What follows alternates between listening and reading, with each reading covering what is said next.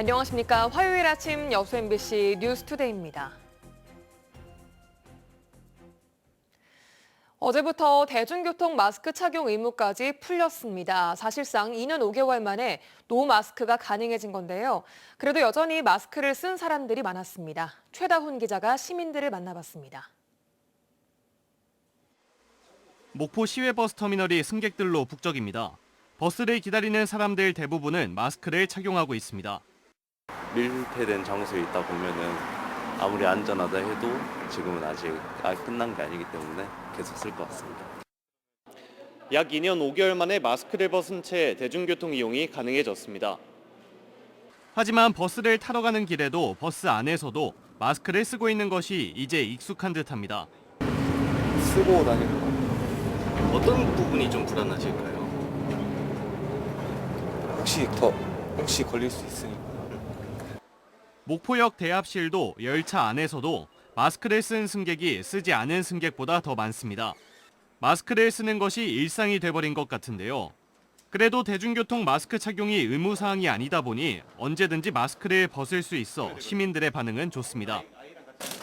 기사님한테 좀 미안하기도 하고 그래서 뛰고 왔는데 아마 기차에서는 좀 벗고 있는 시간이 있을 수 있을 것 같아요. 예전에는 마스크를 계속 써서 불편했는데 지금은 마스크 벗으니까 아주 편리하고 좋아요. 대중교통과 함께 대형마트나 역사 안에 위치한 약국도 마스크 착용 의무가 해제됐는데요. 일반 병원이나 약국은 여전히 마스크를 써야 합니다. 역시나 마스크를 쓰지 않은 사람은 없었습니다. 이제는 마스크 전면 해제와 확진자 7일 격리만 남은 가운데 온전한 일상 회복에 대한 기대감이 더욱 커지고 있습니다. 학교에서는 지난 1월 마스크 착용 의무가 해제됐지만 여전히 학생도 교사들도 대부분 마스크를 쓰고 있습니다. 대중교통 역시 마스크 착용이 해제됐지만 아직까지는 불안함을 느끼는 시민들이 많은지 자발적인 마스크 착용은 이어지고 있습니다. MBC 뉴스 최다훈입니다. 전남 지역의 전체 학생 수가 5년 만에 10만 명대로 감소한 것으로 나타났습니다. 전남 지역의 학생 수는 지난 2018년 22만 496명에서 지난해 19만 9,630명으로 5년 만에 10만 명대로 줄어들었고, 반면 다문화 학생은 2018년 9,789명에서 지난해 11,367명으로 전체 전남 학생의 5.29%를 차지했습니다. 다문화 학생의 국적은 베트남이 47.28%로 가장 많았고 필리핀과 중국, 캄보디아와 일본 순으로 뒤를 이었습니다. 전남교육청은 다문화 가정의 안정적인 정착을 위해 한국어와 역사, 문화적 교육을 강화할 방침입니다.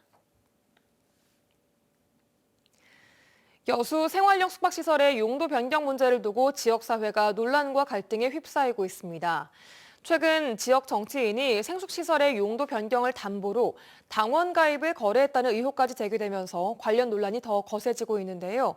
여수시의 명확한 방향성이 필요해 보입니다. 김주희 기자가 보도합니다. 여수시 웅천지군의 한 생활형 숙박시설.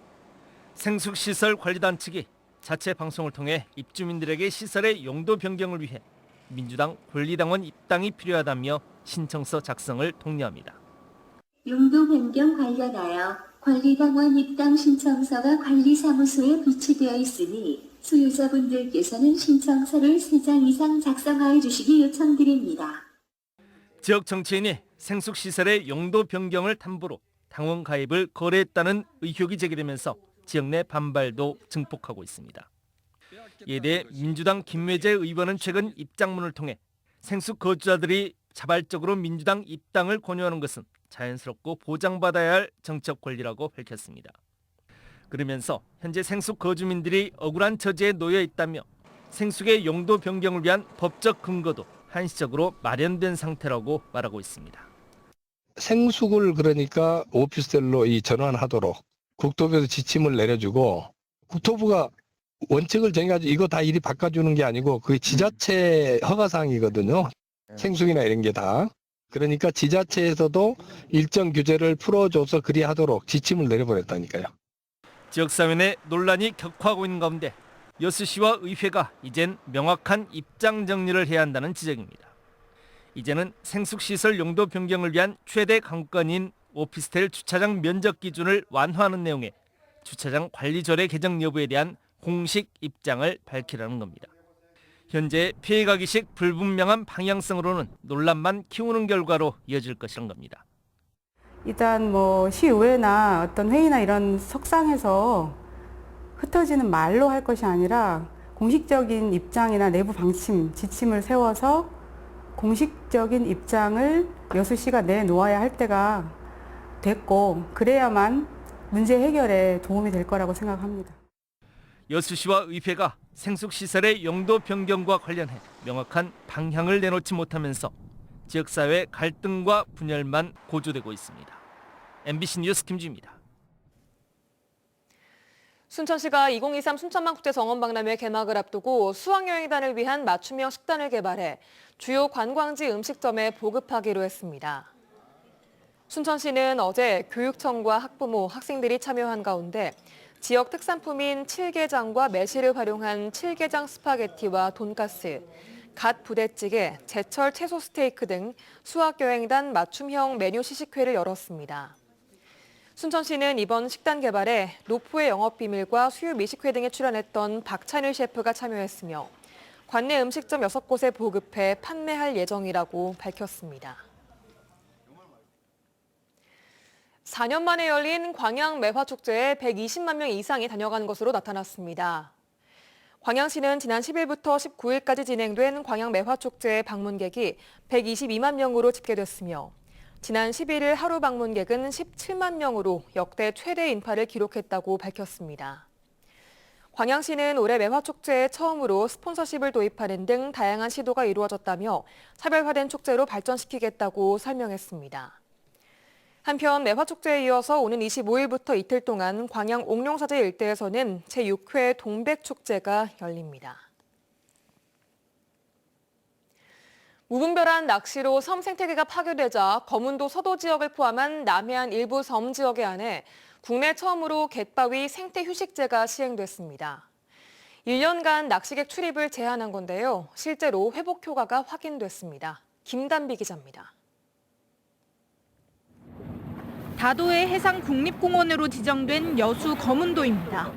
어종이 다양하고 해양 생태계가 잘 갖춰져 1년 내내 낚시 인파가 끊이지 않던 곳입니다. 하지만 낚시꾼들로 가득할 갯바위는 인적 하나 없이 고요합니다.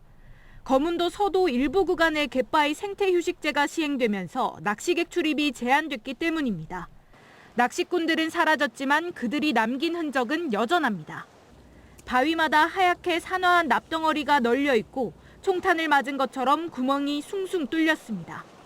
낚시객들이 갯바위 위에 텐트를 치기 위해 여기저기 나사를 설치한 흔적도 남아 있습니다. 낚싯대 등을 고정하기 위해 납땜한 자국으로 해양 생태계에 악영향을 줄 수 있는 중금속입니다. 지난 1년간 수거된 폐납만 272kg, 해양 쓰레기는 800kg이 넘습니다. 굉장히 안 좋았어요. 거북선이나 따로 간다든지 하면 내리 있으면 주워갖고 오기도 하고 그래요. 국립공원공단은 생태휴식제를 거문도 전역으로 확대하기로 했습니다.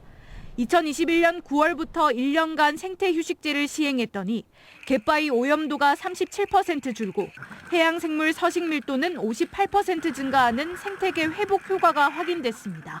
휴식 구간은 출입 통제를 통해 자연 회복을 유도하고 체험 구간은 유어장 등 건전한 해양 레저 활동을 주민이 자율적으로 생태휴식제가 시행되는 갯바위를 출입하면 최대 50만 원의 과태료가 부과됩니다.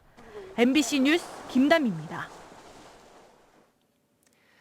기후변화와 재난 대응에 대한 경각심을 고취하기 위해 순천 수해 피해 위령탑을 이전해야 한다는 의견이 제기됐습니다. 순천시의회 김태훈 의원은 최근 현재 조곡동 독실 도로변에 있는 수해 피해 위령탑이 사람들의 동선에서 벗어나 잊혀지고 있다며 그 의미를 현대적으로 재해석하고 시민들의 접근성을 개선할 필요가 있다고 제안했습니다. 순천 수해 피해 위령탑은 1962년 8월 27일과 28일 내린 집중호우로 224명의 사망자와 1,600여 동의 가옥 파손, 13,000여 명의 수재민이 발생했던 대형 참사의 희생자를 기리기 위해 건립됐습니다. 발전소 등 개발 사업을 앞둔 지역마다 반대 주민들을 설득하는 것이 큰 과제인데요. 태양광 발전은 그 사업에 대한 호감도가 높아지면서 주민들이 먼저 태양광 발전 사업을 요구하는 사례도 잇따르고 있습니다. 김진선 기자입니다. 신재생에너지 이익공유제를 운영하고 있는 신안군의 태양광 발전소. 이익금 일부를 주민들에게 환원하는 이른바 햇빛연금으로 잇따른 관심을 받고 있습니다. 주민 1인당 분기마다 10에서 40만 원의 배당금을 받고 있다 보니 지난해 민주당 지도부가 현장을 찾기도 했습니다. 지역 소멸도 막고 균형 발전도 이뤄내고 또 미래의 신재생 에너지 사회로 신속하게 전환하는 모범이 될 수 있으면 좋겠다는 생각이 듭니다. 태양광 발전소 설치를 요구하는 현수막이 곳곳에 걸린 장흥군의 한 마을. 삼산 간척지 190만 제곱미터에 태양광 발전 사업을 추진해 줄 것을 요구하고 있습니다. 염도가 높은 간척지의 특성상 벼농사가 어려워 사료 작물을 재배하고 있지만 이마저도 생산성이 떨어지는 상황. 농지 대신 신재생에너지 집적화 단지를 조성해 주민 배당금을 받는 것이 이득이라는 겁니다. 이렇게 해갖고 농작물이 됩니까? 안 돼요. 태양광은 설비만 하면 바로 돈 나오지 않습니까? 지역 주민들이 혜택을 볼 수 있는 이런 계기가 지금이 기회다, 우리는 이렇게 생각을 합니다. 진짜로. 장흥군은 블루에너지 스마트팜 등 기존의 추진 사업과 부지가 중복되고 경관을 훼손한다며 난색을 보이는 상황. 하지만 인근 15개 마을 주민들은 조합을 결성해 서명운동을 벌이는 등 장흥군을 연일 압박하고 있습니다. 우리 주민들이 태양광에 동의하여 이 소득에 이익 분배를 공유하는데 다 동의하셔가지고 조합이 형성돼가지고 군에서만 결정해주면. 영암군과 완도군에서도 태양광 발전소 설치를 원하는 주민들이 조합을 구성하고 공청회 개최를 촉구하는 등 도내 곳곳에서 햇빛 연금을 향한 주민들의 목소리가 커지고 있습니다. MBC 뉴스 김진선입니다. 지난해 태풍 흰남노로 큰 피해를 입었던 포스코가 제철소 정비를 전담하는 자회사를 설립합니다. 포스코는 체계적인 정비 체계를 구축하고 정비 기술력을 높이기 위해 광양과 포항에 기계 전기 분야 정비 자회사를 설립할 계획이라고 밝혔습니다. 포스코는 공개 채용을 통해 자회사 직원을 모집하고 현재 정비 작업을 수행하고 있는 협력사 직원은 우선 채용할 방침입니다.